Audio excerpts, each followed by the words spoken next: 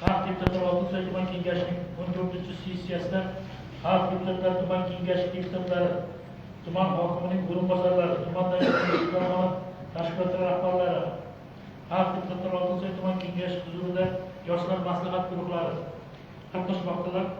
Bugungi sessiyamizda Xalq deputatlari tuman kengashisidan saylangan 25 nafar deputatlar 19 nafar ishtirok etmoqda.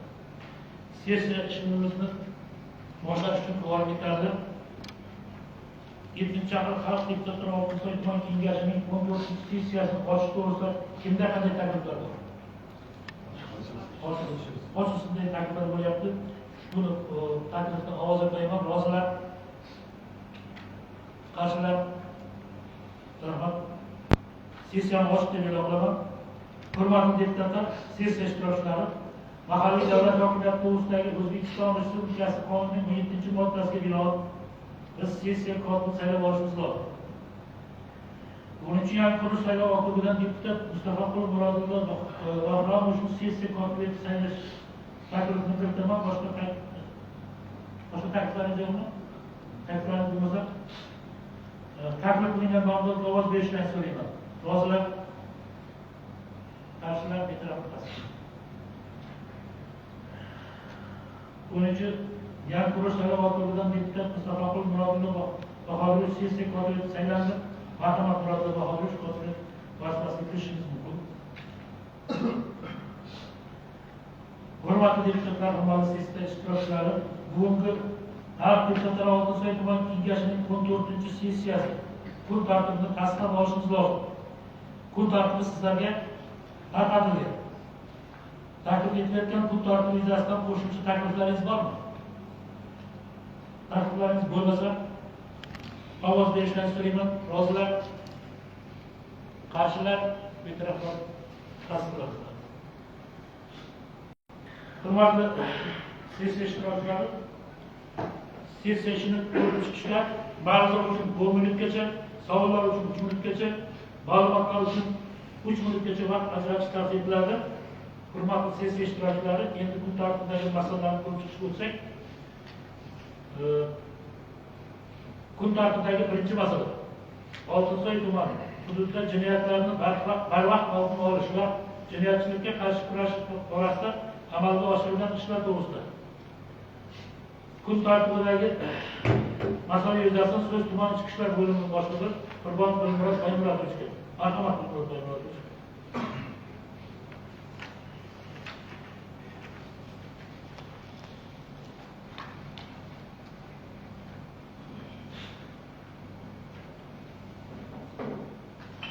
Assalomu alaykum. Hurmatli sessiya qatnashchilari. Ichki ishlar organlarida jinoyatchilikka qarshi kurash muzokaralar keskin yo'nalishi bo'yicha 2025-yilda 9 oy davomida amalga oshirilgan ishlar hisoboti bu. O'tgan davr mobaynida prezidentimiz tomonidan jinoyatchilikning oqibati emas, balki uning kelib chiqish sabablari bilan ishlash yuzasidan bergan topshiriqqa asosan viloyatimizda bir qancha ishlar tashkillashtirildi. O'tgan davr mobaynida aholining kiberjinoyatchilik borasida huquqiy madaniyatni rivojlantirishga qaratilgan tadbirlar yetarli emasligi ko'rsatilgan. Natijada 2025-yil 9 oy davomida tumanimizda viloyat miqyosida aniqlanadigan jinoyatlar bo'yicha 15 shahar tumani ichida eng yuqori ko'rsatkichlardan biri qayd etilgan bo'lsa-da, axborot texnologiyalari bilan bog'liq jinoyatlar hisobiga jinoyatchiligimiz oshib ketishi kuzatilgan. Bu axborot texnologiyasi xabarlari bor. Hozirgi kunda mana bu plastik o'g'irligi asosan mana shu salgina o'zimizda e'tiborsizligimiz, har xil ilovalar, har xil o'yinlar, endi mana bu umuman shu kelayotgan har xil bir nima deyman, kerak emas ilovalarni ham ochyapmiz, lekin shuni oqibatida o'zimiz sal keyinroq mavzuni tushuntirib ketaman. U oqibatida plastik telefonga ulangan bo'lsa, hamma pulni kesib ketishi kuzatilyapti. Shunday bo'lsa-da, olib borilgan tizimli ishlar natijasida bir qator jinoyatlar o'tgan yilga nisbatan keskin kamayishga erishilgan. Bular yengil tan jarohati 33%, firibgarlik jinoyati 50%, qotillik jinoyati 100%, bezorilik jinoyati 57.1%. keskin kamayishiga yo'l erishilgan. Har 100 ming aholi soniga jami jinoyatlar Oltisoy tumanida o'rtacha 51.39 tadan to'g'ri kelib, bu orada ijobiy natijalar qayd etilgan. Surxondaryo viloyatida 192 da 1.1% tashkil qiladi. Tezkor xodimlar tomonidan 9 oy davomida jami 26 ta jinoyat holati aniqlangan bo'lib, jumladan 3 tasi qimor o'yinlari, 7 tasi 273, 276, 270-model O'zbekiston Sudlari jinoyat kodeksida bular hammasi narkotik jinoyatlar bilan bog'liq jinoyatlar. 3 tasi 248 portlovchi moddalar o'q-dorilar saqlaganligi uchun, 2 ta 249 bu ekstremizm bilan bog'liq jinoyatlar aniqlangan bo'lib, barchasi tezkor xizmat xodimlari tomonidan aniqlangan. Shuningdek, ushbu yo'nalishda jami 45 ta ma'muriy holat ham aniqlangan. Bu hammasi diniy yo'nalish bo'yicha 2025-yil 9 oy davomida Qizilorda 19 nafar shaxslar ushlanib, tergov idoralariga ta'minlangan. Tumandagi 54 ta mahallaning 16 tasi yoki 29.6% jinoyatlar sodir etilgan. Shundan bitta Qizil mahalla, Qorliq mahallasi bu umumiy tumanda 1.9% tashkil qiladi. 10 ta Sariq mahalla yoki 18.5% tashkil qiladi. 43 tasi yoki 79.5% bu yashil toifada qo'yilgan mahallalar tashkil qiladi. Qizil toifaga kiritilgan mahallalar bitta Qorliq mahallasida 2 ta o'g'irlik, 2 ta nomusga tegish jinoyati sodir etilgan. Sariq mahallaga kiritilganlar bu haqda 10 ta Alva, Bo'tayev, Oqarbuloq, Guliston, Navro'z, Pahlavon, Oqshar, Bo'ston, Yakka, Jillibuloq, Yangar mahallalar har birida bittadan jinoyat sodir etilgan bo'lib, ular 9 oy davomida Sariq mahalla toifasiga kiritilgan. Endi bu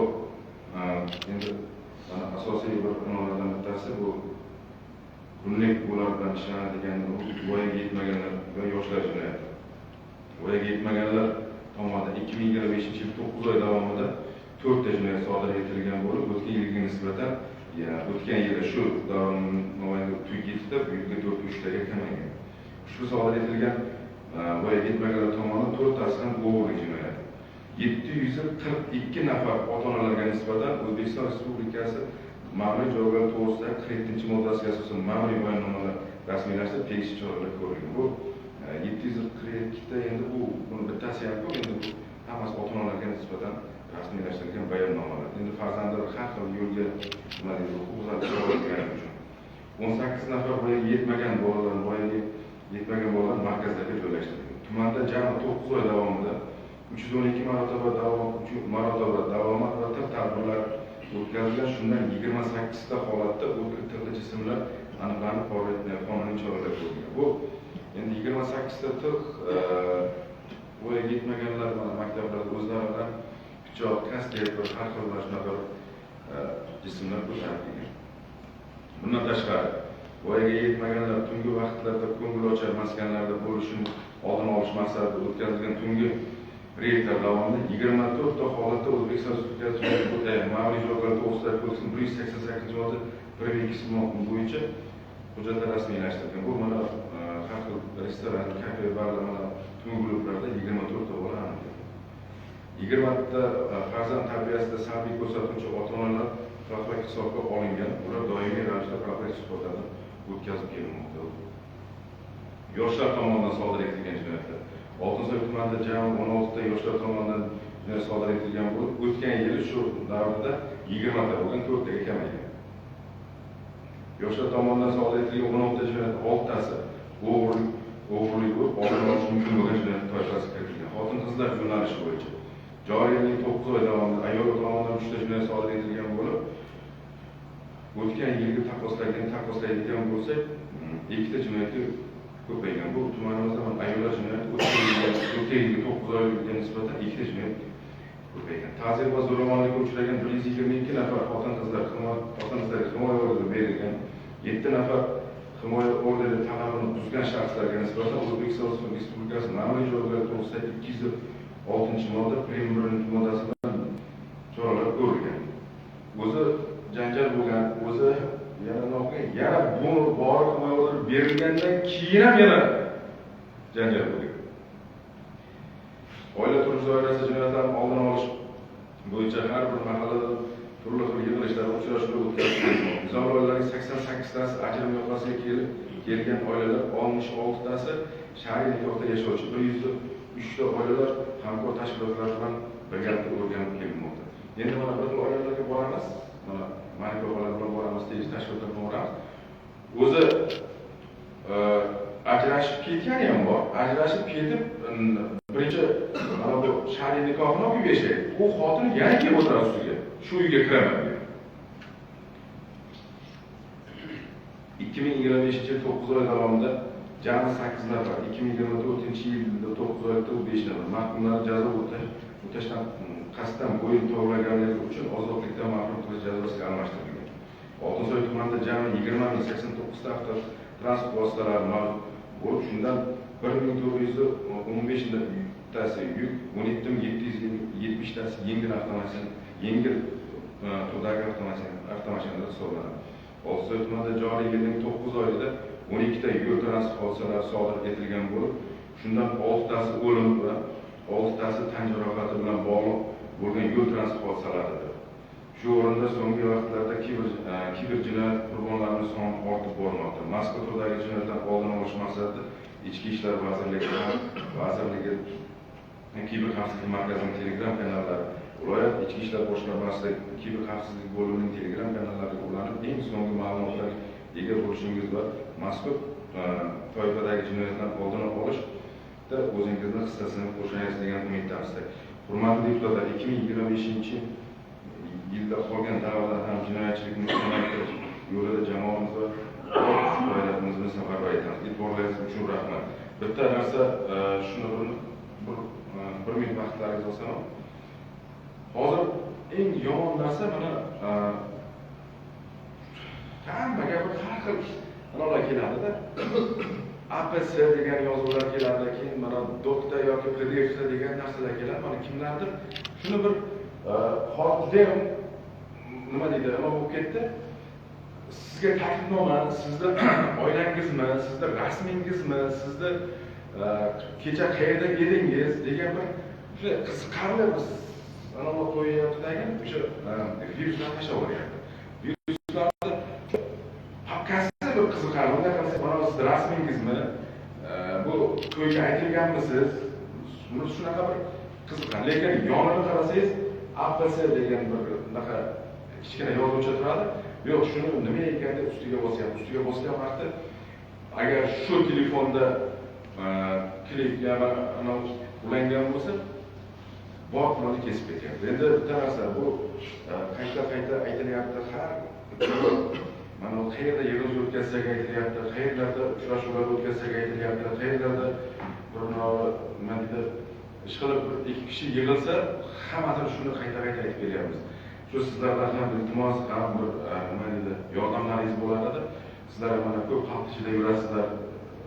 Shu qayerga borsalaringiz mana shu kiber jinoyatlarni bir og'iz bir eslatib, bir tushuncha berib ketsalaringiz, bu ham hech bo'lmasa bir 10 tadan bittasini oldin olib qolsak ham, bu ham bir katta ko'rsatkich bo'ladi. Endi mana aholimiz soni ham salkam 200 mingga bordi.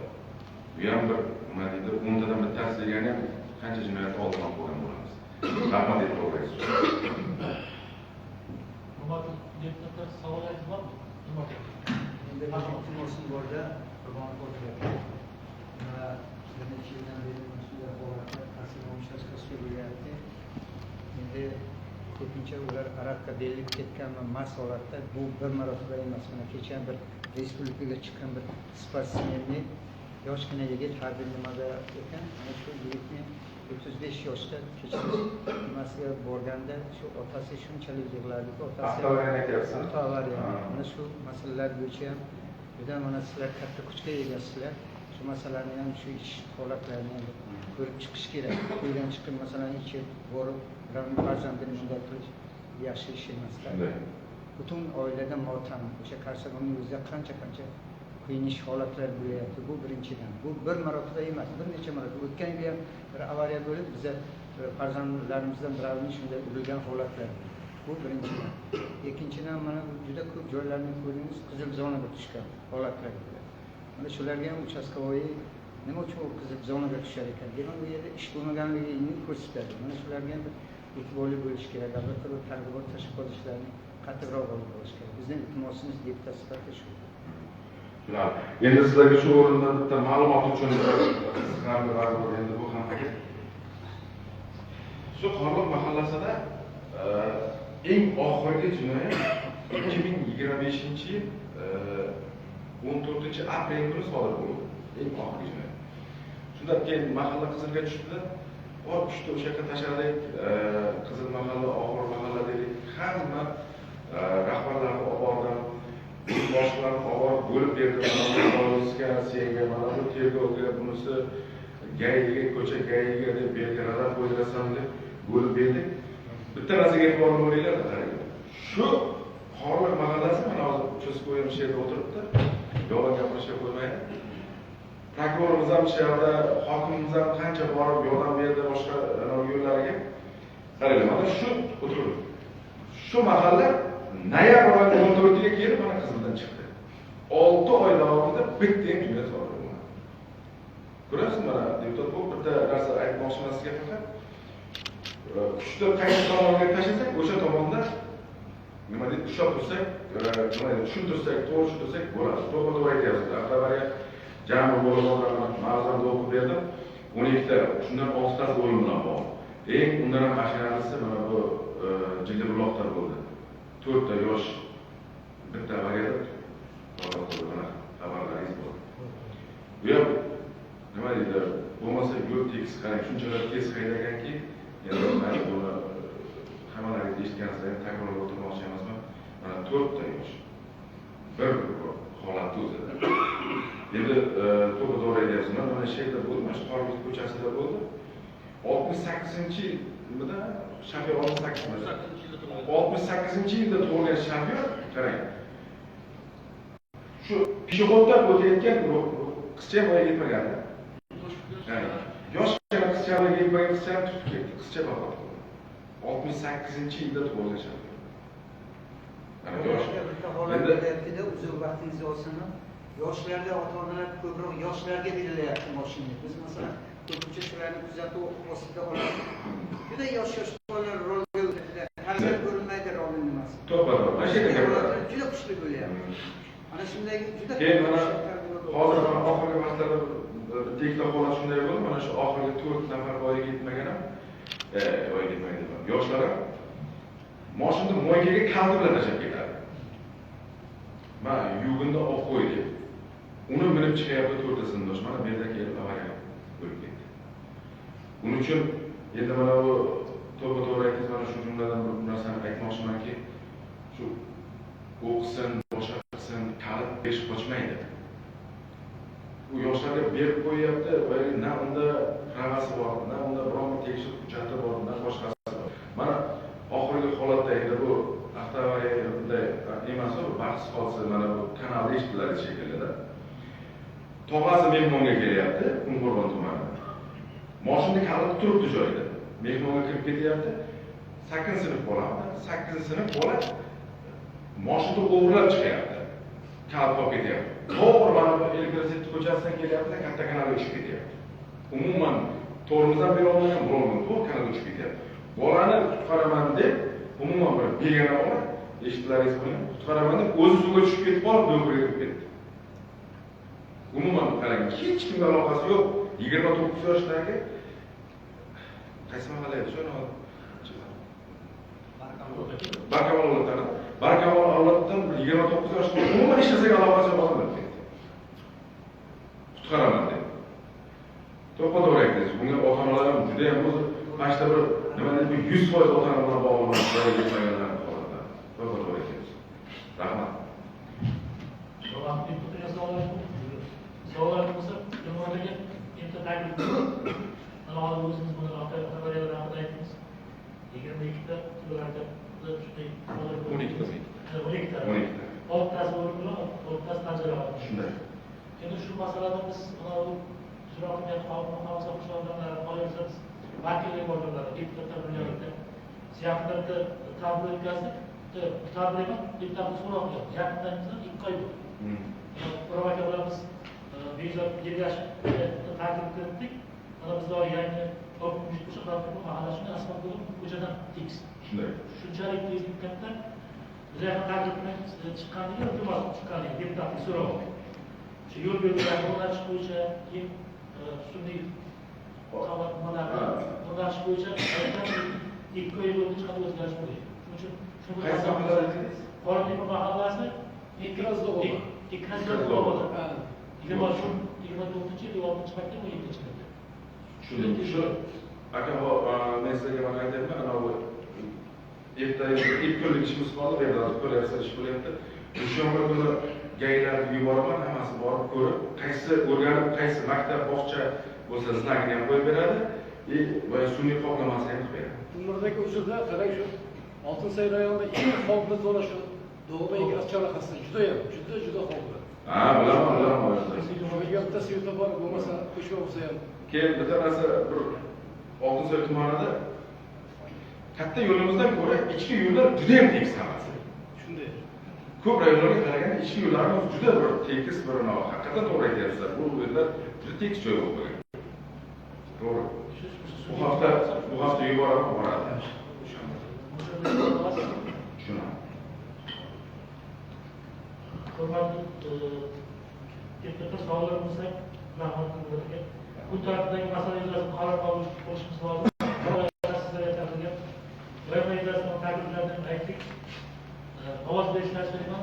Rozilar, qarshilar, rahmat pastga. Hurmatli sessiya ishtirokchilari, kun tartibidagi ikkinchi masala.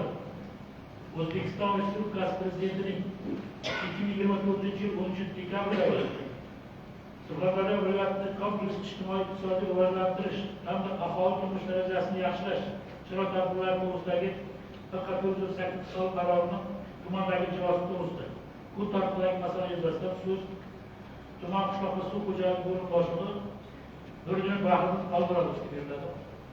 Marhamat.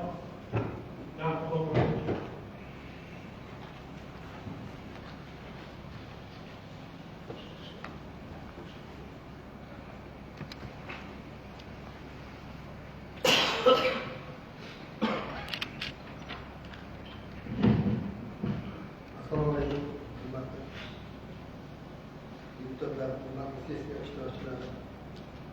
O'zbekiston Respublikasi Prezidentining 2024-yil 12-dekabrdagi Surxondaryo viloyatining kompleks ijtimoiy-iqtisodiy rivojlantirish va aholining turmush darajasini yaxshilash chora-tadbirlari to'g'risidagi faqat 178 qarorining 7-maddada Oltinsoy tumanida samarasiz kam hosil beradigan bog' mahsulotlarini sanoatlashgan intensiv bog' mahsulotlarga almashtirish bo'yicha topshiriq berilgan. Shu bo'yicha Oltinsoy tumanida bugungi kunda 7,5 mingga yaqin bog' topshiriqlarimiz mavjud. O'sha bog' topshiriqlarini bugungi kunda 1000 gektardan oshiq maydonimizda aniqlaganimiz samarasiz holatda daraxtzor kelib qolgan.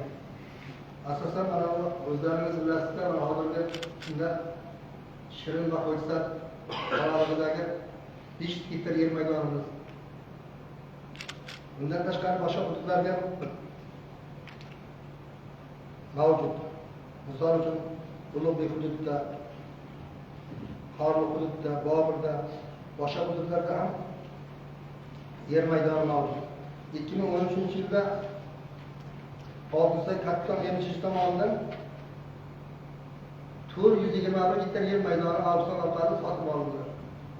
O'sha maydonda aradan malaka 2-3 yil o'tgan bo'lsa, bugungi kunda holatga ham 94 gektar maydonda zamonaviy Farg'ona vodiy usulida va ish qilindi-yu, lekin tok ko'chatlari ekilmadi. Bundan tashqari 3 gektar maydonimiz samarasiz holatda ochiq maydon sifatida hozirgi kunda tashlanib turibdi. 94 gektar Kattondan chiqqan yer o'ziga qolgan yer maydonlarini oldimlarga hokimlikdan yo'q, fuqarolar tomonidan bir 50 sotixdan 2 gektar yo 5 gektar imkoniyatga qarab 10 gektargacha ikkilamchi ijara shartnomasida beriladi. Kim xohish bo'lsa 94 gektar maydondan shunday imkoniyatga ega.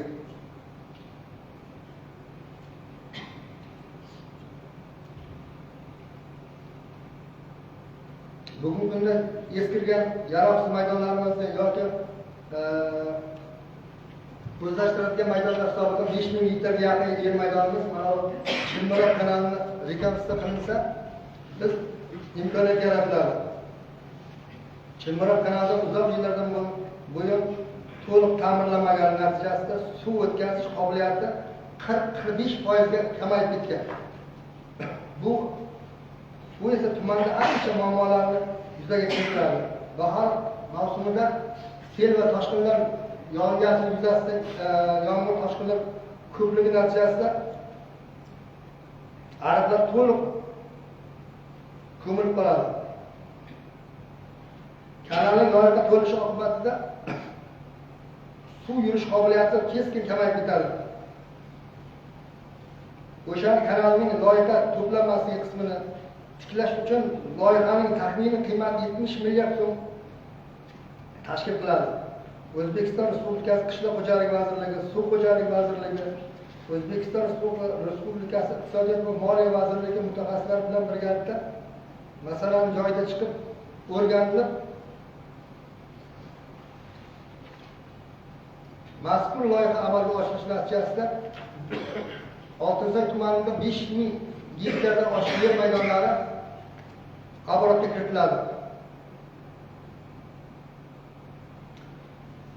Bahor faslida yetarli suvni kelishi, barcha shart-sharoitlar mana shu kanalimizni, Chimbaroq kanalini rekonstruksiya qilinganga imkoniyat yaratiladi.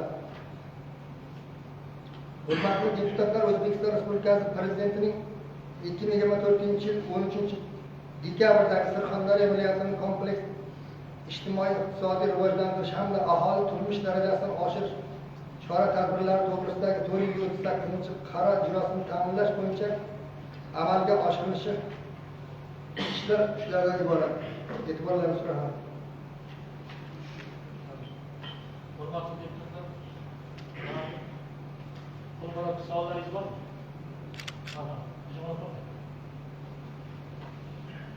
Shu Oltinsoy tumanida qancha gektarlar yaroqsiz holatga keltirilgan.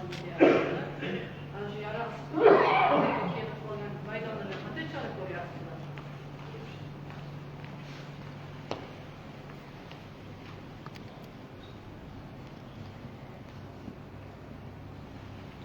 Men hozir sizga arzon davomida aytib ketdim. 1000 gektardan oshiq maydon aniqlandi. Balkim undan ham ko'pdir. Bizim mutaxassislar natijasida o'rganib chiqdik. Biz haqiqatan chora ko'ryapmiz. Ayrim yer xo'jaliklarini endi to'g'ri vakolatimiz yo'q. Yer maydonini olib qo'yishga shu orqali komissiyaning xulosasi orqali biz mana hozirgi kunda yerdan mana shunday tashlab qo'yilgan 34 ta ferma xo'jaliklarini sudga da'vo arza kiritish bo'yicha tuman hokimi yuritiga e'lon qilib hujjat berganmiz. Asoslantiruvchi komissiyani hujjati bunga qishloq xo'jaligi taalluqli tashkilotlarning barchasi o'zlarining xulosasini bergan. O'sha bo'yicha sudga da'vo arza kiritib yer olishga taklif beriladi. Nafaqat bog'tor, bunga paxta g'alla ham kiradi, samarasi foydalangani uchun, chorva ham kiradi, parranda ham kiradi, hammasi kiradi. Yo'nalishi chorva bo'lib turib, yoki parranda bo'lib turib, yoki bog' bo'lib turib, boshqa maqsadlarda foydalanib bergan fermerlar bor.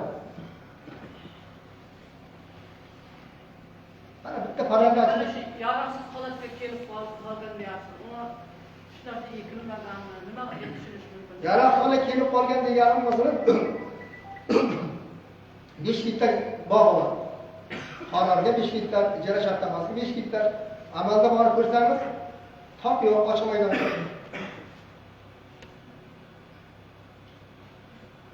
Yaroqsiz holat shuda. Oltinsoy tumanida juda ko'p shunday. Shularni biz hammasini xatlov natijasida ishchi guruhi tuzilib, ishchi guruhi bilan aniqlab, hammasini hisob kitobimiz bor.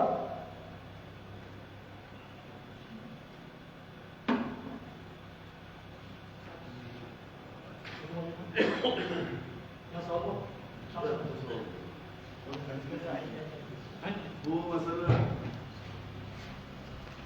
masala juda og'ir masalada.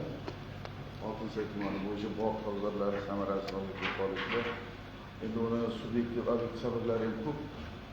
Lekin buni o'sha qaror bo'yicha buni mukammal o'rganishga to'g'ri keladi. Hozir o'sha masalani hali yechimi yuzda yo'q. O'zi mana shu 10,000 gektar yer chiqdi, qani ham ancha payt bo'ldi, davom etib kelyapti.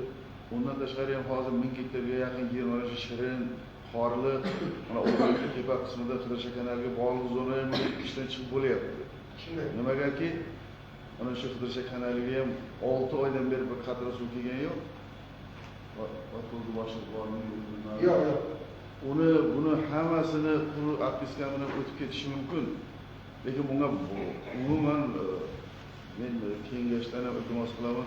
Bu masalaga mana shu qishloq xo'jaligi, mana shu samarasiz bog', tog' asl sababi qayerda uni o'zi nima uchun shunday bo'ldi? To'g'ri, fermer ham qaramaydiganlari bordir, 100 gektar, 200 gektar shunday holatlar bor. Lekin 1000 gektarlab uni fermerga ham bog'liq bo'lmagan joylar bor. Ularda hamma fermerni ham aybdor qilish qiyin masala. Suv yo'q. Hayday desa imkoniyat yo'q, sug'oray desa yo'q. 6 oylab suv ichmagan bog', tog' quriydi-da bo'ladi, quriydi. Qurigandan keyin u 50 yillab ekilgan tog' yana 50 yildan keyin paydo bo'ladi. Yoki 10 yildan keyin paydo bo'ladi eksa. Uni 1 gektar yerni ekib tog' qilish uchun hech bo'lmasa 30-40 million so'm pul kerak. U mablag' fermerda yo'q, unga beradigan kredit yo'q, unga beradigan kafolat yo'q. Juda og'ir masala. Mening bitta taklifim bor. Kengashdi masalasi, kengashdan mana shu masalani umuman bo'lak bir chora tadbir qilib, bo'lak muhokama qilib, buni bir qattiq yillab nazoratga olish kerak. Bunga suv xo'jaligi juda qattiq kirish kerak. Buni mana hozir Qidircha kanalida qurib atkiska. Nima yozsangiz ham atkiska. Yozaveradi, chizaveradi, bunaqa bo'ldi, g'alla ketdi, paxta ketdi, uni bilan masala bo'lmaydi. Lekin bu Qidircha kanaliga suv olib kelish uchun qanday qiladi? Uni hozirdan o'ylash kerak. Kerak bo'lsa, Xo'jayipak bu ziyoratgohidan boshlab Qorliq ustigacha alohida kanal tortib kelish kerak edi. Masalan, bir ko'p suvni o'sha yerga olib kelish uchun alohida kanal qilish kerak edi. Suv ombor bo'lmasa, bor shunga boradi. Hozirdan bu masalani o'ylash kerak. Umuman bu masalaga bir qattiq boya qilmasa, bu og'ir masala bu. O'zi Oltinsoyda sanoat o'ziga yarasha bo'lsa, qishloq xo'jaligi ham bog' tog'am bog'-bog'ga tushib ketaversa, hosil yo'qolaversa, paxta kamayyapti. 5000 gektardan 2000 gektarga tushib keldi. To'g'rimi? 3000 gektar yer qayerga ketdi u? Uni hosili qani? Nima olib chiqilyapti? Nima hosil oldi? Bizda qovun tarvuz ko'paydimi, pomidor ko'paydimi, kartoshka ko'payib ketdimi? Nima ko'paydi? Shu paxtadan kamaygandan keyin nimadir ko'paygan bo'lish kerak-ku bari. To'g'rimi? Shunday. G'alla turgan bilan. Bu masalani bir juda mukammal bu masalaga qurib ayaqma bir qaytib bu masalani rais buni bir ko'rmasa hokim bilan maslahatlashib kengash bu katta masala ko'rmasa bo'lmaydi mas'ul odamlar bilan. Mening taklifim bu. Buni tanqid qilganingiz bilan u bo'lgan bilan u kishini ham qo'lida imkoniyat kam, u imkoniyatlar bo'lak odamlarda qo'lida. Bo'lak narsa qilish kerak buni. To'g'ri. Haqiqatan mana qishloq xo'jaligi yerlar haqida men o'zim bir necha marta aylanib ko'rganman, sayr qilganman. Vahshlar tomoniga chiqqanmiz. Yerlarimiz ahvolida yo'q. Haqiqatan mana shu birgalikda qishloq xo'jaligi bo'limi biz mana agrar suv mas'ul bo'yicha doimiy komissiyamiz bor. Bu safargi o'zingiz ham komissiyadasiz. Birgalikda hamjihatliklar bilan kelib yig'ilib nimadir chora ko'rishimiz kerak. Maslahatlashib, siz bo'lasiz, shularga bayonlardan kelib takliflarni berib, sessiyalar oralig'ida takliflar bo'yicha o'rganishlar tashkil qilishimiz kerak birgalikda. Bitta mayli oxirdagi yana savollaringiz bormi hurmatli deputatlar? Savollaringiz bo'lmasa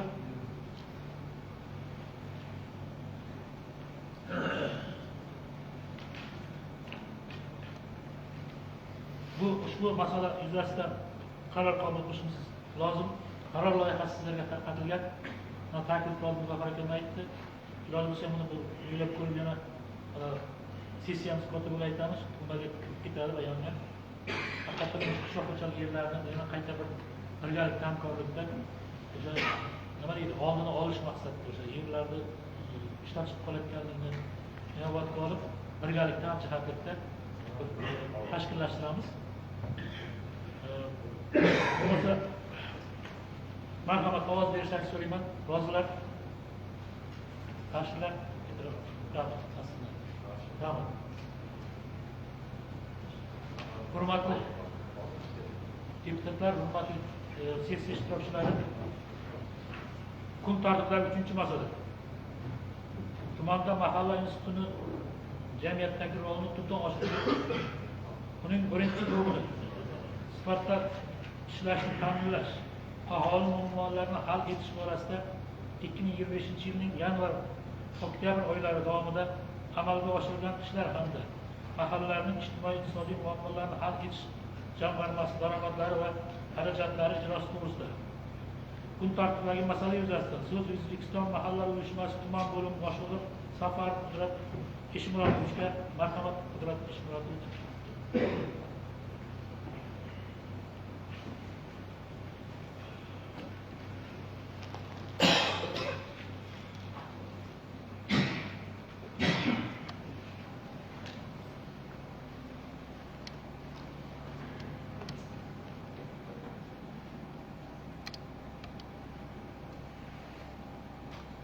Assalomu alaykum. Hurmatli deputatlar, hurmatli sessiya qatnashchilari.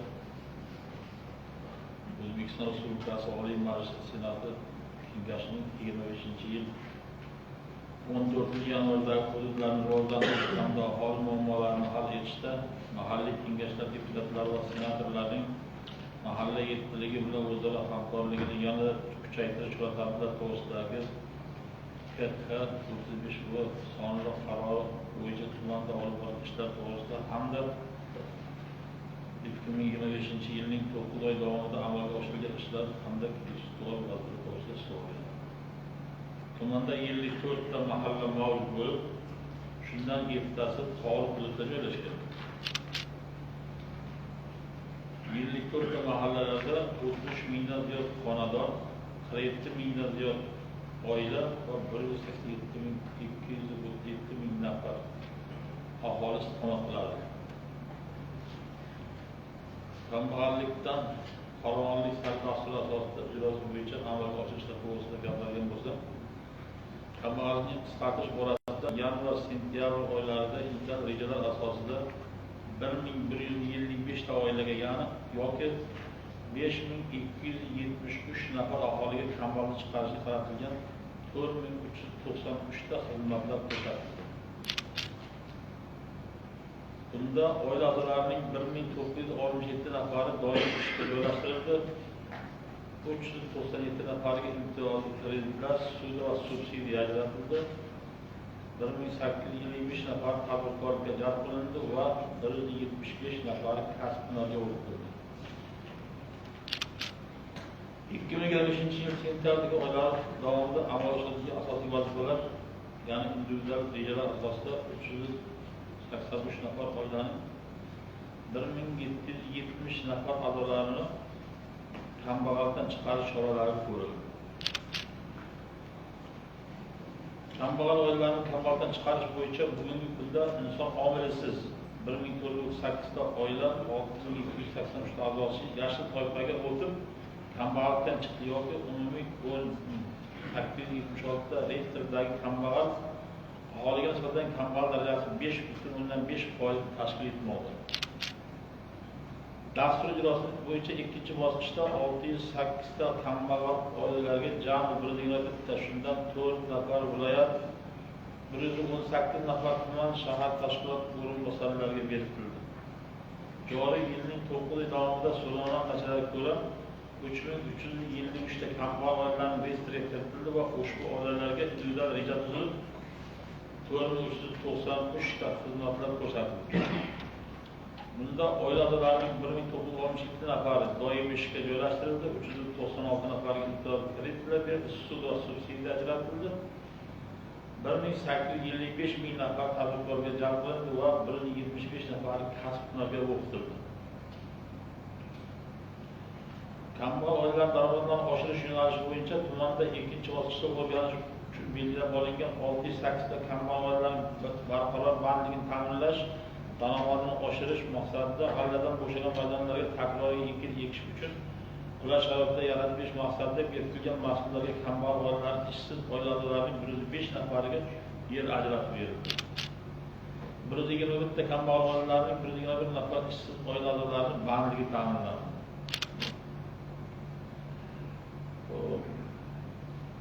169 ta kambag'al oilalarning 13 nafar ishsiz oila a'zolarining imtiyozli kreditlar ajratildi. Ekin tomorqasi mavjud bo'lgan 108 kambag'al oilalarga jami 13 gektarga yaqin ekin maydon takroriy ekinlar ekib berildi. 125 ta kambag'al oilalarning 125 nafar ishsiz oila a'zolariga kasb nuri o'qitilishi band qilindi. 7 ta kambag'al oilalarning 7 nafariga hasanachilik va hunarmandchiligiga jalb etildi. 27 ta kambag'al oilalarning 27 nafar dehqonchilik uchun ijro huquqi asosida yer maydonlari ajratildi. 17 nafar kambag'al oila a'zosi mahalla drayveridan kelib chiqib mikrolavhalar ishlab chiqish hamda uni ishga tushirilish orqali bandlik ta'minlandi. Tibbiy xizmatlar sohasida 608 ta kambag'al oila to'liq birlamchi tibbiy ko'rikdan o'tkazildi. Tibbiy xizmatga muhtoj nogironligi bor shaxslarning 105 nafariga zarur bo'lgan bepul dori-darmonlar berildi. 12 nafar kambag'al oilalar a'zosiga davolash uchun viloyat darajasida orderlar berildi. 27 ta kambag'al oila a'zosi statsionar davolandi. Barqaror yashash sharoitini yaxshilash maqsadida 12 ta kambag'al oilalarga uy, ya'ni eshik, deraza va rom, pol, fasad qismlari ta'mirlab berildi. 87 ta kambag'al oilalarga homiy sifatida oziq-ovqat ta'minlandi. 24 ta kambag'al oila a'zolari zarur kiyim-kechaklar bilan ta'minlandi. 69 ta kambag'al oilaning kadastr hujjatlari rasmiylashishiga yordam berdi. Ijtimoiy xizmatlar sohasida 528 ta kambag'al oilalarga kam ta'minlangan oilalarga bolalar nafaqasi va moddiy yordam tayinlandi. 680 kambag'al oilalarning barchasiga elektr energiya va gaz kommunal to'lovlari uchun kompensatsiya berish uchun imtiyozlar berildi.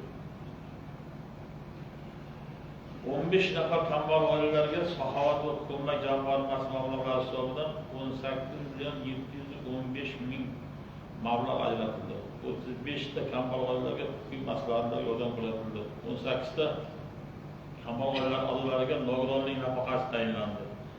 5 ta kambag'al oila vakillarining 80 yoshga to'lgan keksalarga qarab turish haqiqiy holatlarini tekshirish davlatnomasi rasmiylashtirildi. 12 nafar kambag'al oila vakillariga, ya'ni protez, ortopedik moslamalari va texnik vositalar mahsulot uchun xulosa olish xizmatlariga yordam ko'rsatildi. Keyingisi ajrimlar olish bo'yicha tumanda oila maskanlari tashkil etildi.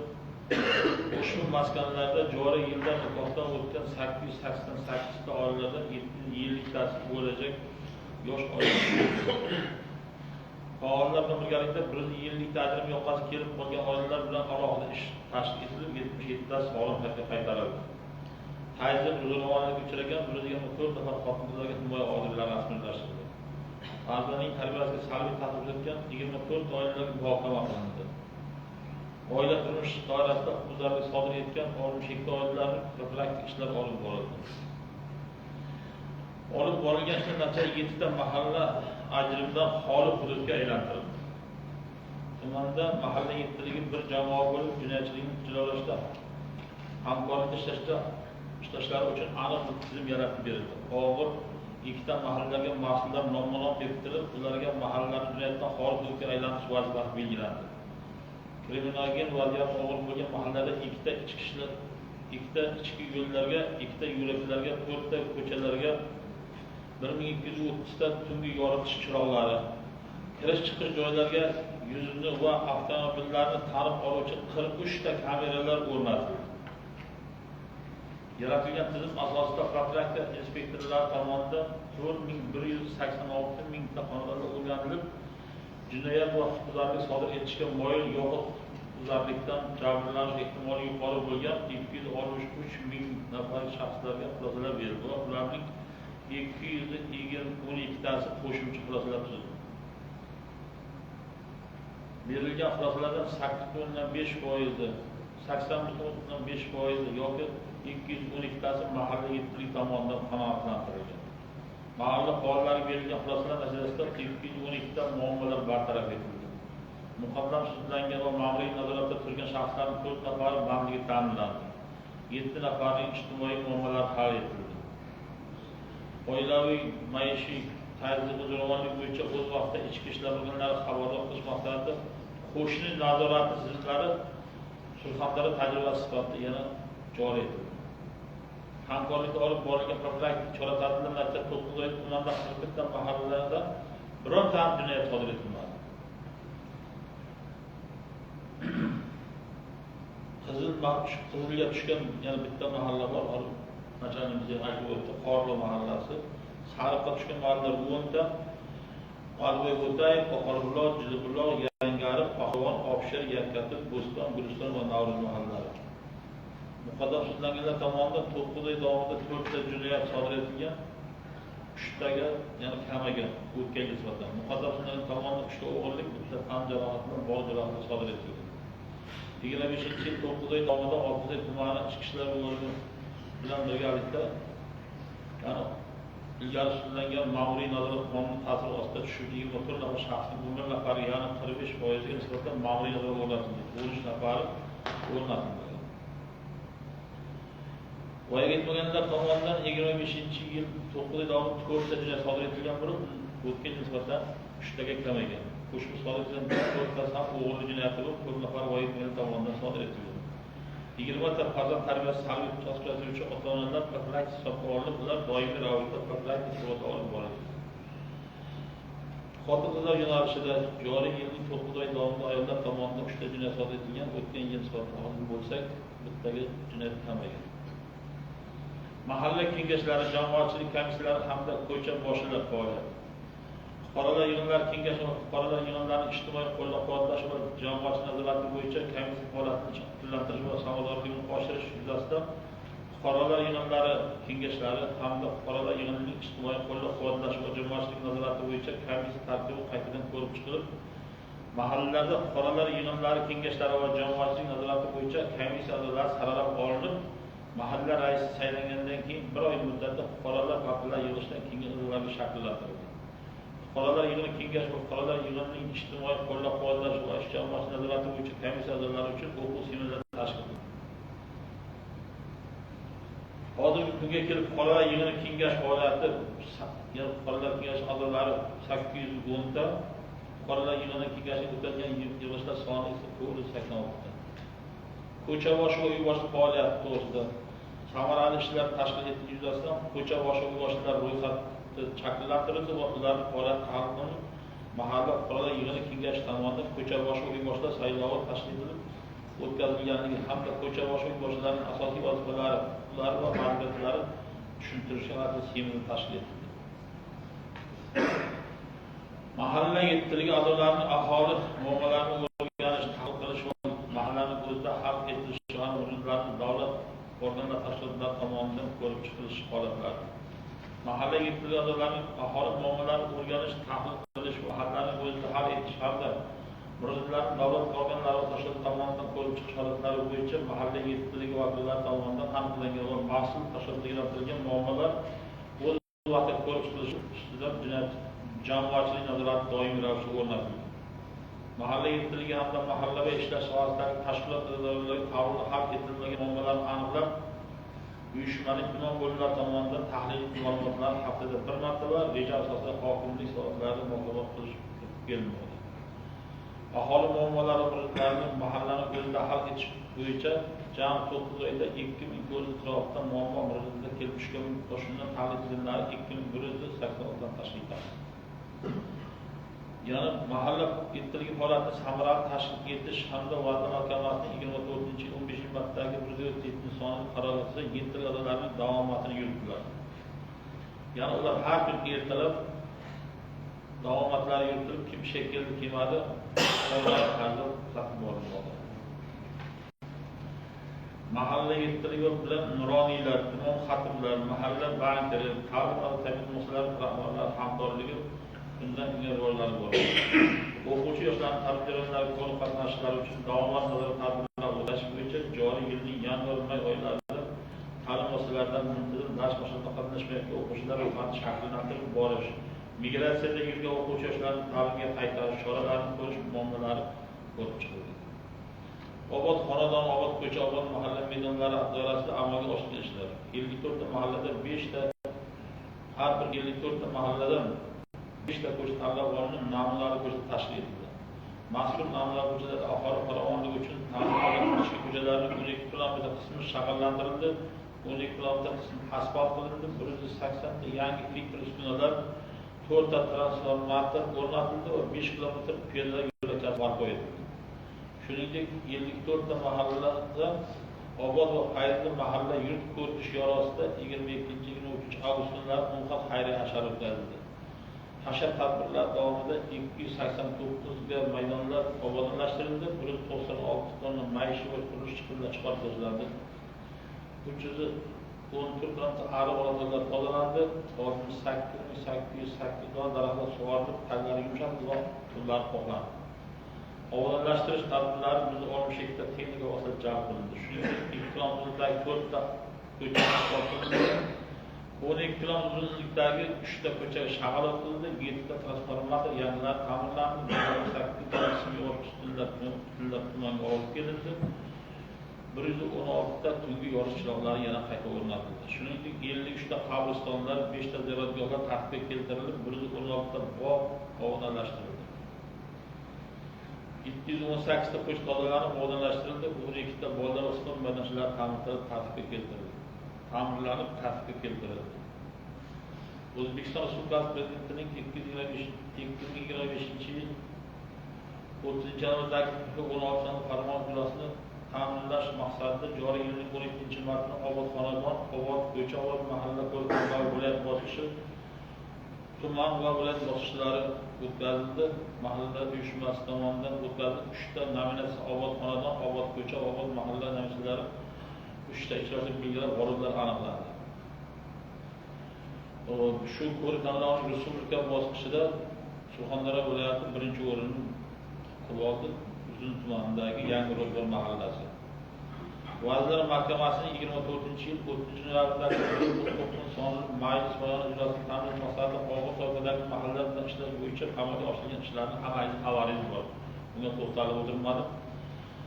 Mahallalarning ijtimoiy, iqtisodiy muammolarini hal etishda jamg'arma mablag'larni shakllantirish va ularni samarali foydalanish asosiy masala bo'lib turibdi. 24-yil davomida mahallalarning ijtimoiy, iqtisodiy muammolarini hal etish jamg'armasiga 554 ming so'm mablag' tushirilib, 25 milliard so'm mablag'lar mahallalar obodonchilik uchun sarflandi.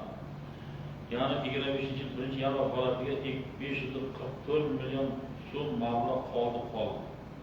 25-yilning o'tgan davri mobaynida tumanimizdagi mahallalarning byudjetiga jami 2 milliard 801 million so'm mablag' tushirildi. Bu imkoniyatdan foydalangan holda belgilangan tartibda 286 million so'mdan ziyod mablag'lar evaziga mahalla hududidagi ichki yo'llar, piyodalar yo'lakchalari, yoritish tizimlari, elektr energiyasi hamda tabiiy gaz tarmoqlari, ichimlik va oqova suv tizimlari ta'mirlanib tiklandi.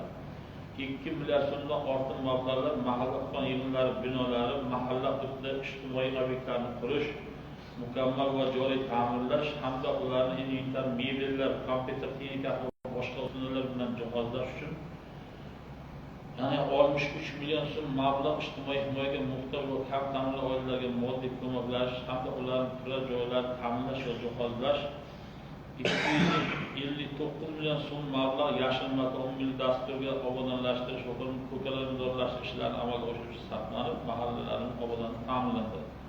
Shuningdek, tumandagi Bebezaynab, Pahlavon va To'ymurod mahallalarida mahallaning ijtimoiy, iqtisodiy muammolarini hal etish jamg'armasi hisobida 869 million so'mga sarflanib, yangi binolar qurib joylarga topshirildi.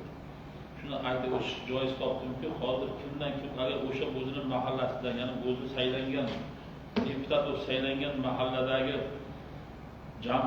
jamg'armadagi pullar, ya'ni 10% terilgan soliqdan tushgan 10% pulni kimdan kimga ko'rmoqchi bo'lsa, deputatni so'rab olasizlar, men sizlarga shuni hisobotini berib qo'lingizga necha pul olindi, necha pul kelib tushgan, necha pul soliq yig'ilgan, shundan qanchasi kelib tushgan, necha pulga sarflangan, nimaga sarflangan. Hammasini qo'lingizga yozib beradi. hurmatli savollarni beradi. Endi uni bu olmishta deputat, olmishta mahallaga har birini so'rab qo'yapmizmi? Uni mahalla kesimida deputatlar o'zingiz Bo'lmasa- hisob kitob qilib oladi, uni har bir deputat so'rab qilamiz. Mana bu yil hozir baribir 10% qancha bo'ladi biz ham bilmaymiz endi. Qancha ehtimol 20 million bo'lar, 30 million bo'lar har bir mahalla, 40 million bo'lar. Lekin mana shu o'zimni mahallamda aytaman. Shu yil olib berilgan daraxtdan qancha ekdi, qanchasi qurib ketdi, bitta dona daraxt ko'kargan yo'q. Ikkitasi eshitmaydi. Bitta dona ko'kargan yo'q, hech joyda. Baribir shunga pul sarflagan bo'ladi. Ikkinchidan bir 5 tonnadan 10 tonna semina bordi, shuni bir bola qilib ushlab ko'cha qildik. Endi aslida mana siz aytyapsiz, kompyuter olish kerak, operator remont qilish kerak, boshqa qilish kerak deb. Uni lekin mayli bizga ta'limli joyi yo'qdir, deputatlar uni aralashmasligi mumkindir, lekin nazorat, jamoat nazorati sifatida uni o'zi bir chiqarib oshkora qilib bersalaringiz, ehtimol so'rarmiz. Bu birinchisi. Ikkinchidan mahallani raislari menimcha qonunda ham bor, 3 oyda bir marta 7 yillik hisobot berish kerak xalqqa. Yoki bir axborot berish kerakdir, yoki bir ma'lumot berish kerakdir, mayli endi hisobot qancha bo'ladi. Mana mahallani saylov o'tganiga endi 6 oy bo'ldimi, 7 oy bo'ldimi, 8 oy bo'ldimi? Boshqani bilmayman, lekin to'g'risi uzr so'rayman. Lekin mana shu ikkita mahalla eshitsa ham, o'zim ham aytganman, birorta 7 yillik borib bir marta men bu sessiyada avval ham aytganman. Mana shu hokim yordamchisi masalasi ko'tarilganda, mana hokim birinchi o'rinbosarlari aytganman. Lekin shundan keyin ham hech kim reaksiya qilib mahallada biron marta bir 7 yillik axborotini hech kim eshitmaydi-ku. Ikkita odamni to'plab hisobot bera olmaydi. Buni endi biz jamoat nazoratini o'rnatamiz. Lekin uni aynan uni chaqirib nima uchun qilmading? Qani seni protokolin, qani rasmini deydigan sizda endi bu. Masalan biz deputatlardan so'rayapmiz, deb rasmgacha tashyapsiz qilayotgan shu. Bu masalani qilmasa, jamoat nazorati bo'lmasa, mahalla odamlarni mahallaga jalb qilmasa, ertaga u siz aytgan narsa pulga borib taqab qo'ysa, 10% ishi bo'lmaydi. U xalqni ko'tarish kerak. Xalqdan homiylikni ko'tarish kerak. Shunda katta ishlar bo'ladi. Lekin bu narsalar ko'p joylarda bo'layaptimi, bo'lmayaptimi bilmadim-ku. Lekin xalq qarab turgan yo'q. Qishloqqa botish uchun. Xalq o'zi qarab turgan yo'q, qilyapti. Lekin buni boshtirish kerak. Bu 7 yillik hisobot bermayapti. Mana yana bir marta aytaman. Sessiya qaroriga kiritib qo'yingizlar. Ikkita bizlar Ravshanda ham, Javobda ham mutlaqo hisob bermaydi. Qachon qiladi u, nima qiladi, qachon hisob beradi? Yillab ishlamadi bitta hokimda. Yordamchisi boya hokim nima deydi? Yordamchisi deydi. Bir yil ishlamadi. Bir kishi bitta chora ko'rmadi. Meni uni gapimni eshitib hamma yetkazib borib o'tiribdi. Deyaversin. Lekin boyagi yuragimdan u birovga g'arazgo'yligim yo'q, lekin ishlash kerak edi. O hokim yordamchisi yillab ishlamadi, yil. Bir yil 360 bitta maktabda, mana rayonani mudiri ham eshitdi, bitta ilmiy zavod bir yil ishlamadi. Hozir mana 3 oydan beri yana ishlayotgan yo'q. Hech kim unga chora ko'rmaydi. Maktabda ahvoli bir ahvolda. Endi bu maktabga o'tib ketmay, mana o'zlari ham biladi. Ilmiy zavod 1 yil 3 oy bo'ldi. Maktabda yo'q. Na ketadi. Tashlaydi. Lekin xalqlarga endi umuman aytmoqchiman-da, bu masalalarda mas'ul odamlar o'sha xalqni rivojlantirish uchun ozgina shuni voyaga chaqirish kerakmi deyman-da. Nima qilish kerak? Yerga ham yo'q. Taklif, savol emas. Muzaffar aka, juda to'g'ri taklif. Buni hech bir yoziladigan joyi yo'q. Bu masalangizni men o'zim qilib qo'yibman. Mana dekabrning 1dan boshlab o'zim borib har bitta qishloqqa 7 yillikda hammasini hisob so'rayman. Shunday odamlarni chaqirish masalasi ham oldin bo'lishi mumkin, qish kunlari bilan, lekin baribir rejaga kiritib qo'yibman. Borib o'zim o'tirib, masalan, mahallani raisiga sen mana shu 5 yil yaqinda saylanding, misol uchun may oyida saylanding, iyulda saylanding. Mana shundan buyoqqa shuncha vaqt o'tdi.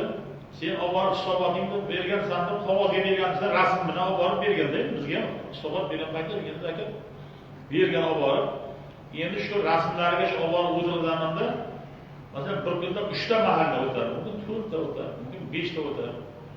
Bizda odam yo'q, Muzaffar aka, 2 ta, 3 ta odamimiz bor, 3 ta odam o'zi bilan bittasi shu ikkovi shu yem to'g'risida ish ilgarida emas, to'g'risi men ham ko'ngilda ishlab kelyapman. Ish juda ko'p, bir oxiriga yetmish, lekin shuni niyat qilganman, 1-dekabrdan boshlab mahallalarga o'zim o'tirib, yettilikdan, xotin-qizlardan so'rayman. Hokimdan, hokim yordamchisidan so'rayman, sen nechta odamni ishga qilding, kimlarni ishga joylashding, nima ishlarni amalga oshirding?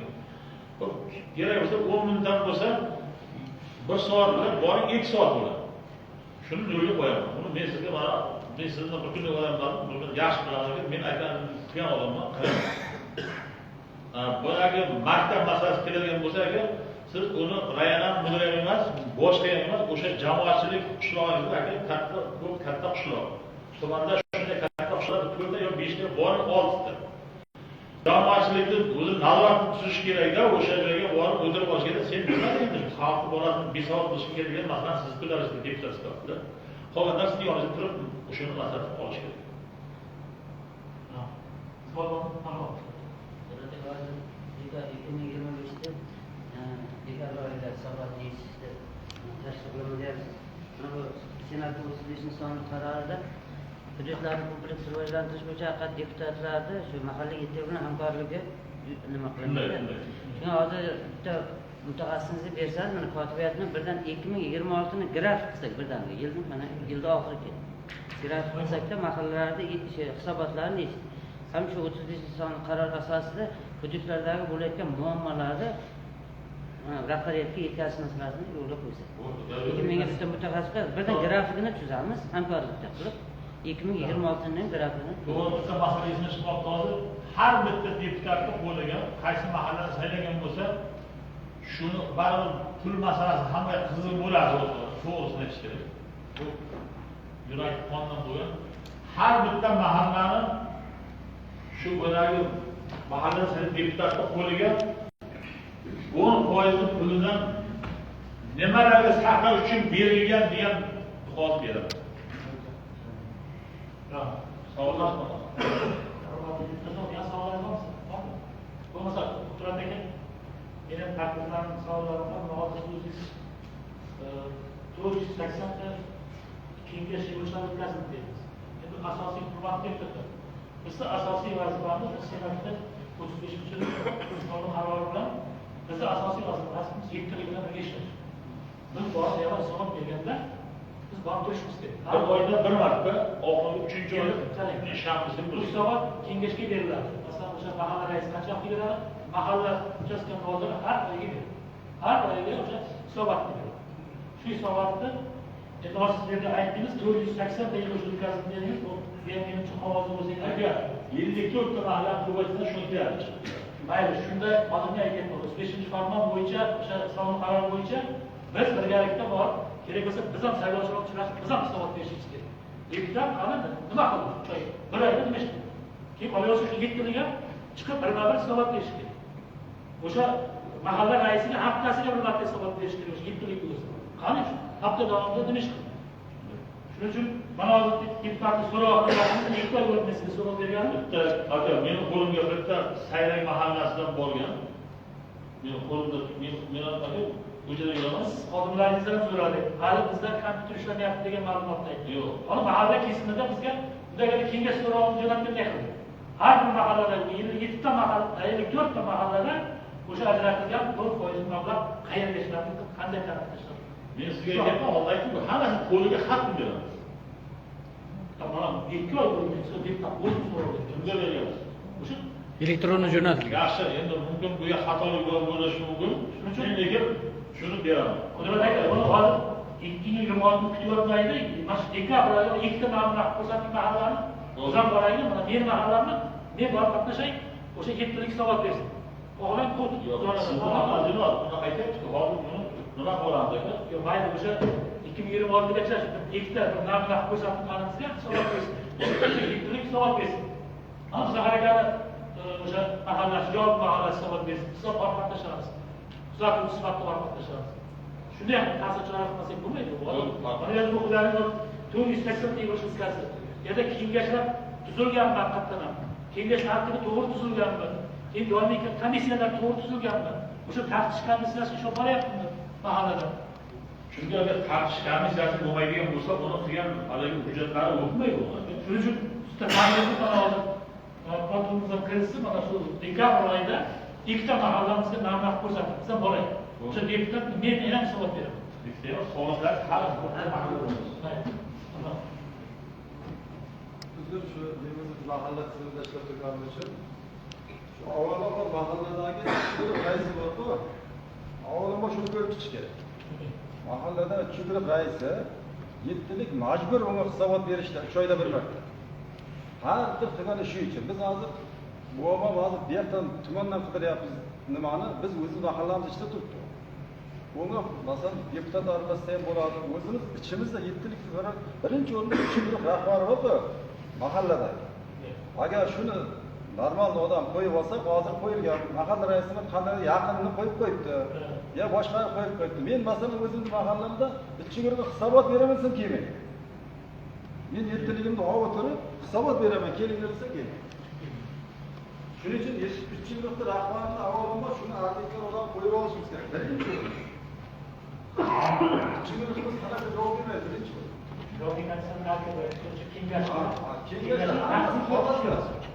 Şu tartış komisyonu hem çakramız, kelinglar mana ko'raylik deb kelmaydi. Yana savollar bormi? Oxirgi iltimosini uzilib so'rayman. O'rtoqlar, mana hozir bizni Globo xalq mahallasida har kuni 3 ta 4 ta to'y. Men bir necha masalalarni shu muammoni ko'targanman. To'ylar ko'pincha kechasi bo'lyapti. Ko'p joylarda, ko'p mahallalarda kunduzi bo'lyapti. Moshinni aytmaysiz.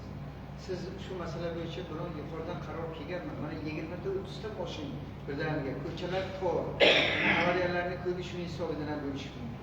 Bu birinchi masala. Ikkinchi masala, mayli odamlar yashash uchun hamma narsaga tayyor to'y, u baxt u nima, lekin to'ydan bir chegarasi bo'lishi kerak-da. Ayrim odamlar borki, kasal, qariyalar bor. Yoqmaydi ularga masalan o'sha kechasi katta konsert qilib navoiy tag'ora. Shuning uchun iltimos, mana shu masalalardan bir iltimos emas agar bu iltimos qilamiz. Bu narsa birinchidan yuqoridan kelmaydi. Buni mana shu sessiya paytiga sessiya qo'yib qo'yishgandan sessiyada qaror qabul qilish kerak. Sessiyaning qarori bilan masalan to'ylar ertalab kunduz kuni o'tkazilishi kerak. Masalan, boringki, mana bu musulmon ko'rgan bo'lsa, ertalab nog'orosh soat 10da ayollar ba'zi yarim soat deyiladi. Buni qaror chiqadi. Shu qaror faqat beradi, shuni ijrosini ta'minlaydi. İkinciler bana Muzaffar Akayam hakikaten to'g'riganini gapirdilar. Hamma sizga aytay, mahallalar hakikaten keyingi vaqtda, masalan o'zingiz o'ylang, mahallani saylash uchun qancha janjal qavg'olar bo'ldi. Ana endi bugungi kunda masalan deputat buning uchun hech bir nima emasda, deputatga sal bo'lsa xulosa solish kerak, hisobotini berish kerak ekan. Nima uchun sizdan iltimos, bu meni so'zimdan xafa bo'lmang-ku, siz katta kuchga egasiz. Qobiliyatingiz ham bor, imkoniyatingiz ham katta. Shu mahallalarning masalan deputatlarga hisobotni berish masalasida ham e'tiborli bo'lsizlar. Bunday ekan, hisobotda qonun doirasida bo'ladigan hisobot bor. Kengash bo'lishi kerak, bir oyda bir marta. Shu kengashda deputat qatnashishi kerak. O'sha yerdagi 15 ta a'zosi bor o'zini, ishchi guruhda. Shular birgalikda qatnashishi kerak. 3 oyda bo'ladigan, bu hisobot 3 oyda bo'ladiganiga ekan, umuman shu ishchi guruhdagi a'zolar bor, biz xalqdan 200 deyishlar, yo 150 ta odam, o'sha odam qatnashishi kerak, yarmidan ko'p qatnashib, bunga paytlarda yana hisob berish. Endi men ham oxiriga gapim mana uzoqda bo'lmaslik kerak. Mahalla raisi ko'p xalq ichida yurib chiqishni iloji yo'q. Chunki o'z qiladigan ishlar boqmay turmaydi.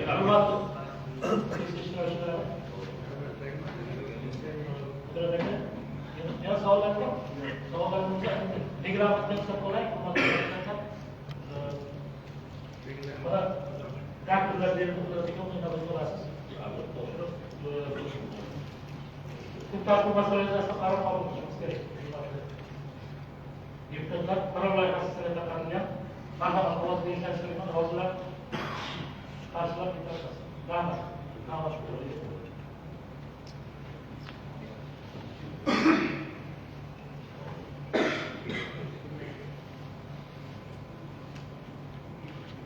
Hurmatli sessiya ishtirokchilari, vaqtimizni nazardan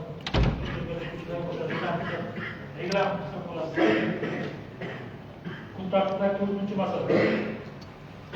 Tumanda xotin-qizlar muammolarini o'rganish va hal etish bo'yicha 6-chi bosqich ayollar daftari ro'yxatiga kiritilgan xotin-qizlarni qo'llab-quvvatlash bo'yicha joriy yilning 3-chorak yakuni bilan amalga oshirilgan ishlar to'g'risida kun tartibidagi masala yuzasidan so'z tuman hokim o'rinbosari oila va xotin-qizlar bo'limi boshlig'i Federal Market Ahmadovga marhamat.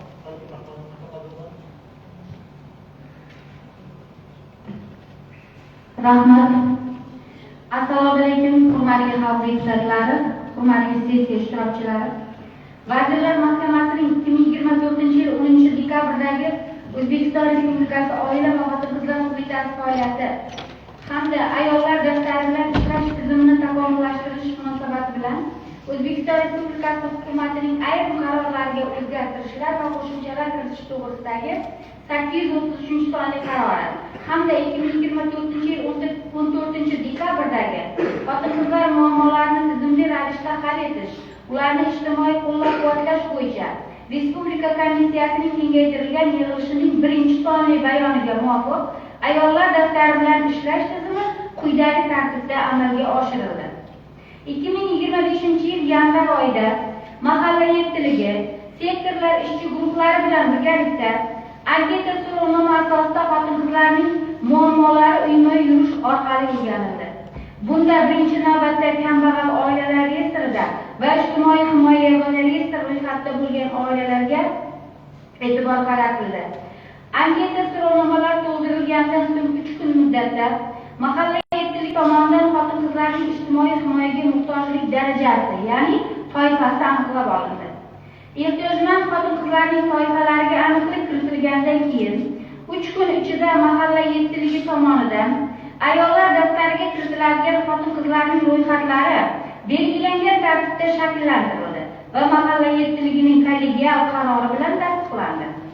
Ro'yxatlar tuzilgandan so'ng mahalla yettiligi tomonidan har bir ayolning individual dasturlari ishlab chiqildi hamda sektor rahbarlari, tuman oila va xotin-qizlar bo'limi hamda tegishli tuman tashkilotlari bilan kelishildi. Kambag'al oilalarda yashovchi ayollar bo'yicha individual dasturlar oilalarning muammolarini chuqur o'rgangan holda ushbu oilalarning kambag'allikdan chiqarish individual rejalari bilan muvofiqlashtirildi. Mahalla yettiligi tomonidan ayollar daftariga kiritilgan xotin-qizlardan ularning individual dasturi bo'yicha roziligi, ya'ni imzolari olinib, mahalla yettiligining kollegial qarori bilan tasdiqlandi. Sektor rahbarlari hamda oila va xotin-qizlar bo'yicha tuman bo'limi tomonidan individual dasturlar asosida yo'l xaritasi ishlab chiqildi va tasdiqlandi. Ro'yxatlarni shakllantirish, individual dasturlar va yo'l xaritalarini ishlab chiqish va tasdiqlash ishlari fevral oyi davomida amalga oshirildi. Bunda ayollar daftari jamg'armasi mablag'lari kambag'al oilalarning yashash sharoitini yaxshilash, tibbiyot, ta'lim xizmatlarini ko'rsatish va moddiy qo'llab-quvvatlash hamda daromadlarni oshirishga sarflandi. Dekabr oyida sektor rahbarlari hamda tuman oila xotin-qizlar bo'limi taklifiga muvofiq tegishli xalq deputatlari va tuman kengashlari qarori asosida ehtiyojmand xotin-qizlar ayollar daftaridan chiqariladi. Oltinsoy tumanida 197.375 nafar aholining 96.000 nafardan ziyodini xotin-qizlar tashkil etadi. Xotin-qizlar muammolarini tizimli ravishda hal etish bo'yicha Respublika komissiyasining kengaytirilgan yig'ilishining ayollar daftari bilan ishlash tizimining 6-bosqichida amalga oshiriladigan ishlar to'g'risida 2024-yil 14-dekabrdagi 1-sonli bayoni asosida 2025-yilda Oltinsoy tumanida ayollar daftarining 6-bosqichiga 28.770 nafar xotin-qizlar xatlovdan o'tkazilib, shundan 4.750 nafar ayollar daftariga kiritildi va ularning muammolarini tizimli hal etish bo'yicha yo'l xaritasi ishlab chiqildi. Ijtimoiy himoyaga muhtoj ishsiz xotin-qizlar bandligini ta'minlash bo'yicha birinchi toifaga 3.702 nafar xotin-qizlar, Tadbirkorlik qilish istagida bo'lgan ehtiyojmand xotin-qizlarga qaratilgan ikkinchi toifaga 46 nafar xotin-qizlar. Boquvchisini yo'qotgan ehtiyojmand xotin-qizlarni qo'llab-quvvatlashga qaratilgan 3-toifaga 373 nafar xotin-qizlar.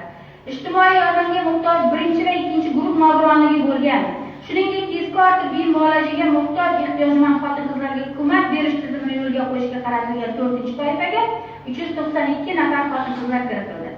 Qaramog'ida bir va undan ortiq bir yoki ikkinchi guruh nogironligi bo'lgan bolalar mavjud yolg'iz ayollarga amaliy yordam berishga qaratilgan 6-toifaga 237 nafar xotin-qizlar kiritilgan. Xususan tumanda istiqomat qiluvchi xotin-qizlar muammolarini aniqlash, ularga ijtimoiy, moddiy, tibbiy ko'maklar berish orqali muammolarni hal etish borasida yana ham amaliy ishlar olib borilmoqda.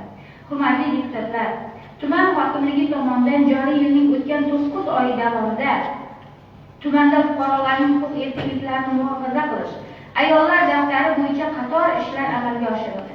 Daftarga kiritilgan ehtiyojmand xotin-qizlarga ko'mak berish, ularning bandligini ta'minlash borasida muayyan ishlar amalga oshirildi. Jumladan, birinchi toifaga kiritilgan 4750 nafar xotin-qizlarning 100%ga amaliy yordamlar ko'rsatildi. Demak, birinchi toifaga kiritilgan 3702 nafar xotin-qizlarning bandligi ta'minlandi. Ikkinchi toifa bo'yicha tadbirkorlik qilish istagida bo'lgan xotin-qizlarning 46 nafariga 510 million so'mlik imtiyozli kreditlar ajratib berildi. Uchinchi toifa boquvchisini yo'qotgan ehtiyojmand xotin-qizlarni qo'llab-quvvatlashga qaratilgan 373 nafar xotin-qizlarning barchasiga 559 million 500 ming so'mlik bir martalik moddiy yordam berildi. Shu jumladan 3-1 toifadagi bir nafar xotin-qizning uy joyini ta'minlash maqsadida qurilish mahsulotlari ajratib berildi. 4-toifa ijtimoiy yordamga muhtoj birinchi va ikkinchi guruh nogironligi bo'lgan 392 nafar xotin-qizlarning barchasiga 588 million so'mlik bir martalik moddiy yordamlar berildi. 6-toifa qaramog'ida bir yoki undan ortiq birinchi ikkinchi guruh nogironi bo'lgan bolalari mavjud yolg'iz ayollarga, ayollarning 237 nafariga 355 million 500 ming so'mlik bir martalik moddiy yordamlar berildi. Shu jumladan homiylik va boshqa manbalardan ham 100 million so'mlik amaliy yordamlar berildi. Ayollar daftari jamg'armasidan oliy o'quv yurtida tahsil olayotgan bir nafar xotin-qizimizga kontrakt to'lov pullari to'lab berildi. Hurmatli sessiya ishtirokchilari, yig'ilishda menga ajratilgan vaqtni hisobga olib, bugungi mavzusida muhim sohalarda amalga oshirilgan ishlar yuzasidan to'xtaldim. Albatta kamchiliklarimiz ko'p, hal qiladigan ishlarimiz 3 oy davomida yil yakunigacha bu 9 oylik hisobot bo'lgani uchun yana ham bor. Bularni hammasini tartibli, tizimli qilib, sifatli qilib bajarib, yil oxirida ayollar daftarini to'liq ayollarimizni chiqarib, daftarni yopish masalasi bo'yicha yana kelgusi sessiyalarimizda uchrashamiz degan umidda e'tiborlaringiz uchun rahmat deyman. Savollaringiz, fikr mulohazalaringiz bo'lsa marhamat. Hurmatli deputatlar, qanday savollaringiz bor? Savollaringiz bo'lmasa, albatta bitta savolim bor. Hozir shu mahallaga yetishtirishga xotin-qizlar faol. Hozir menimcha 2 kun aholi yutib qoldi. Bitta ba'zi hududlarda 3 ta mahallaga bitta xotin-qizlar. Shu ayollarimiz xotin-qizlar qo'yapti. Bu to'g'ri savol beryapsiz. Haqiqatan ham o'zi bitta mahallaning o'zida bitta ayolning o'rnini olish juda ham qiyin masala. Bu hozir eng og'riqli nuqtamiz. Haqiqatan ham ayollarimiz qiynalyapti masofa masalasida. Bir mahallada bo'layotgan vaziyat ikkinchi mahallada kutib turmaydi.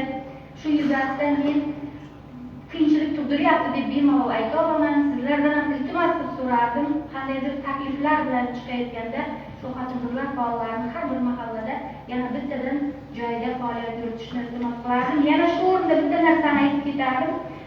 Mana bu albatta 9 oy mobaynida daftarni yopib qo'yish, bu 5 yil davomida mana shu tizimda ishlab kelayotgan bo'lsam, bu yilgi bu jarayon albatta bu juda yaxshi natija. Buni sababi sifatida hurmatli siz deputatlarimizni avvalo talabchanligi, shu bizni ayollarimizga, ayniqsa ehtiyojmand ayollarga bo'lgan e'tibori, bundan tashqari tumanimiz rahbarini shu qattiq mana shu birinchi navbatda ayollarga e'tiborni qaratayotganliklari, qolaversa birinchi o'rinbosarimiz rahbarligida tuman moliya bo'limida eng avvalo bizga ayollarimizga, shu ehtiyojmand ayollarimizga beraylik birinchi navbatda ajratilayotgan pullarni va yana xursand bo'larli jihati tumanimizni iqtisodiy salohiyatini sezilarli darajada ko'tarilganligi deb o'yladimda.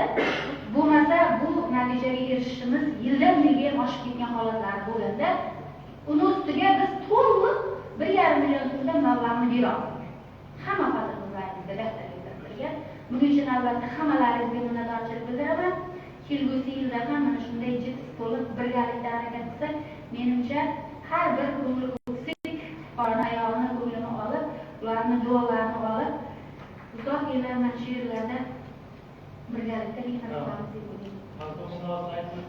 Mahalliy kengash deputatlarimiz ham beryapti, senib kelaveradi. Sababimizlar faoliyatini hozir yuki og'irlashib ketdi. Shunday. Shu takliflar beryapti, nasib bo'lsa kelajakda bu tenglashib bo'ladi. Yangi bo'ladi. Rahmat. Faollarimiz bo'lmasa hurmatli sessiya ishtirokchilari, marhum rahmat. Kun tartibidagi masala yuzasidan qaror qabul qilishimiz kerak. Qaror loyihasi sizlarga tarqatilgan. Marhamat, ovoz berishlaringizni so'rayman. Ro'zg'or qarshilar kun tartibidagi 5-masala. O'zbekiston Respublikasi Prezidentining 2025-yil 30-yanvarda aholini ijtimoiy himoya qilish tizimini moliyalashtirish tartib-tamoyillarini takomillashtirish to'g'risidagi 47-sonli farmoni ijrosini ta'minlash yuzasidan Oltinsoy tuman hokimligi huzurida tashkil etilgan infratuzilma va ijtimoiy barqarorlik jamg'armasi mablag'larini yo'naltirish to'g'risida. Yana birdan keyingi masalalarni o'zim o'qib ketib, bir kishi ma'ruzalar bo'yicha kun tartibidagi 6-masala tuman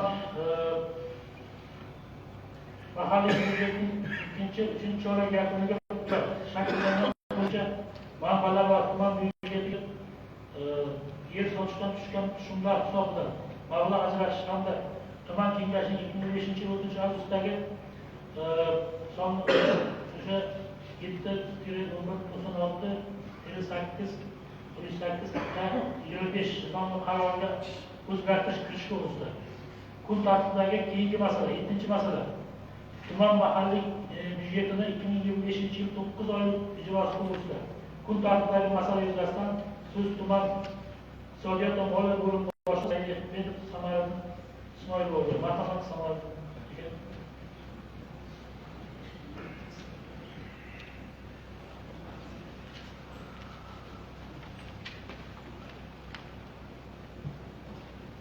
Samarqandda o'sha masalalarni bo'lmasligi birdan tasdiqlab